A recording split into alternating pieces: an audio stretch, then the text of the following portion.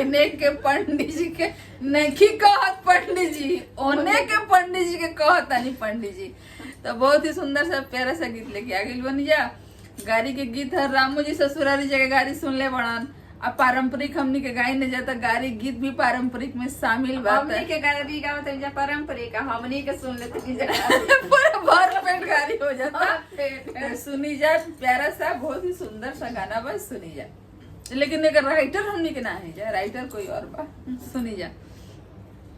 कर्पूर गौरम करुणावतारम अभसुरा के मोछिया हमही गवारम।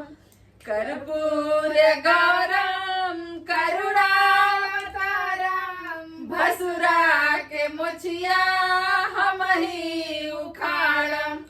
कर्पूर गौरम